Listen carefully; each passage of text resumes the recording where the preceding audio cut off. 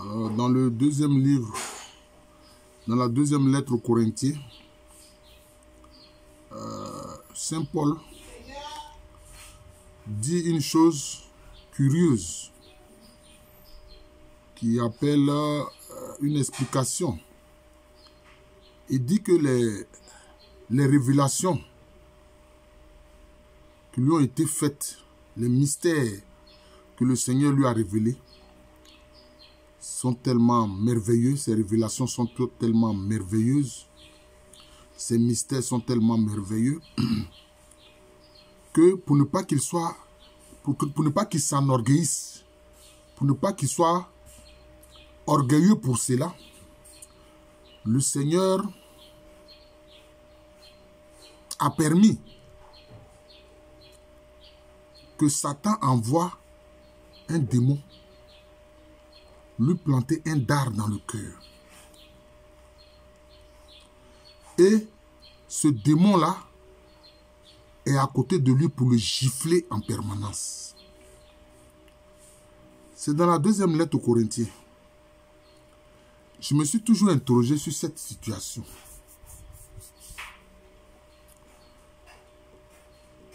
Pourquoi est-ce que le grand apôtre, si fidèle au Seigneur, prêt à mourir pour le Seigneur,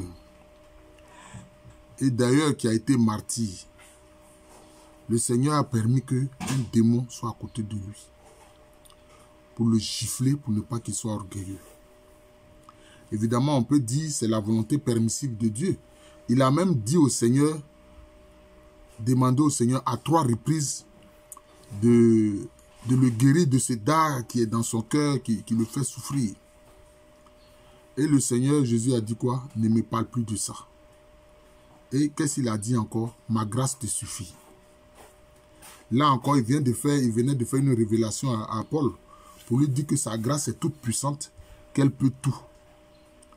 Et que quand on a cette grâce-là, on n'a pas besoin d'autre chose. Parce que c'est comme si cette grâce est un paquet dans lequel il y a tout. Tout ce dont le chrétien a besoin est dedans. Tout ce dont le chrétien a besoin, là, Dieu a mis ça dans la grâce du Seigneur Jésus-Christ. Alors, on peut se poser des questions. On sait que les démons, Satan, ont surgi d'une rébellion. Sinon, ils étaient des anges. Mais quand ils se sont rébellés, ils se sont devenus des démons. C'est pour ça que je dis que Dieu ne donne pas ce qu'il... Il ne reprend pas ce qu'il donne. Dieu, là, il ne reprend pas ce qu'il donne. Mais quand vous n'êtes plus dans sa volonté, ce qu'il vous a donné, là, ne fonctionne plus. Ça se tourne vers le mal, vers le chaos, vers le mauvais. Parce que vous n'êtes plus dans sa volonté. Parce que c'est sa volonté qui est la vérité. C'est ce qu'il dit, c'est sa parole qui est la vérité. Vous comprenez? Donc, les démons, Satan et autres, leur puissance angélique là, n'est plus tournée vers la volonté de Dieu. Ça s'oppose à la volonté de Dieu. C'est pour ça que dans le christianisme, on dit généralement les démons, Satan, s'opposent à ce que Dieu veut. Mais ici, on voit bien que le Seigneur a permis que ce démon-là reste là pour gifler Paul, pour que Paul ne soit pas orgueilleux. Pour qu'il demeure humble. On peut citer un autre cas, comme ça encore, là, c'est dans l'Ancien Testament, le cas de Job. Job, infidèle des fidèles du Seigneur. Et il a dit quoi? Que Satan, le diable, a dit à Dieu, parce que Dieu a dit, mais regardez comment mon Job, mon serviteur, est si fidèle, etc. Satan lui dit, mais c'est parce que tu lui donnes tout ce qu'il veut. Ton paquet de la grâce là est avec Job, c'est pour ça. Mais enlève-lui ça et puis tu vas voir. Et on connaît le processus. Enlever ses biens, la mort de ses enfants, etc. Bon. jusqu'à ce que lui-même il tombe malade, etc. Mais il est resté fidèle. Mais tout ce mal que Satan a fait à Job, Dieu a laissé faire. C'est ça la volonté permissive de Dieu. Nos frères juifs, hein, dans l'enseignement du Talmud, eux, ils disent que Dieu utilise les anges comme il utilise les hommes, il utilise les anges, il utilise aussi les démons. Et il utilise le diable. Mais, nous les chrétiens, nous disons, dans certaines situations, sa volonté permissive joue. Ce n'est pas qu'il est d'accord avec ce que les démons font. Mais même encore dans le judaïsme, on ne dit pas qu'il est d'accord avec ce que les démons font, mais il les utilise. Ah oui, il les utilise. Ça, c'est ce qu'ils disent. Mais les chrétiens, ils disent que c'est la volonté permissive de Dieu qui fait cela. Mais s'il laisse un démon gifler Paul, il n'a pas voulu enlever le dard que ce démon a mis dans son cœur. C'est pour un objectif, mais cet objectif-là, c'est pour le bien de Paul.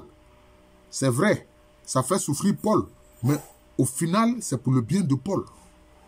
Voilà, c'est pour le bien de Paul, pour qu'il reste humble. Parce que Jésus-Christ lui-même dit quoi? Je suis humble et doux de cœur. Or, les révélations que Paul a reçues sont tellement extraordinaires.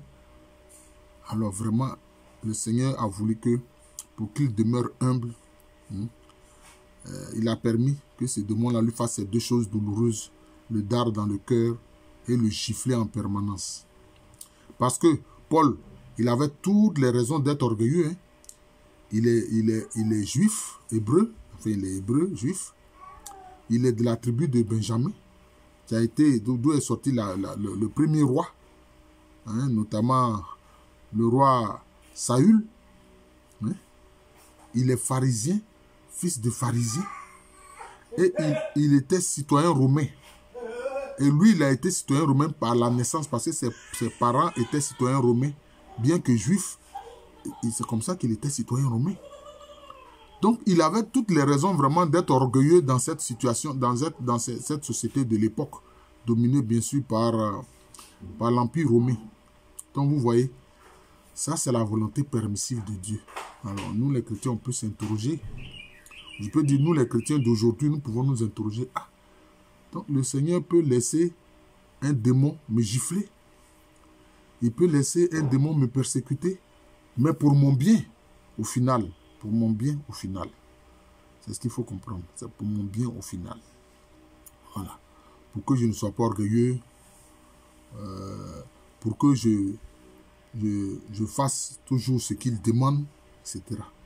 Parce que peut-être il y a des relents en moi qui peuvent me pousser à me détourner de la volonté du Seigneur, à me détourner des commandements du Christ et des désirs du Saint-Esprit. Voilà. Donc je pense que cet aspect-là est important. Voilà.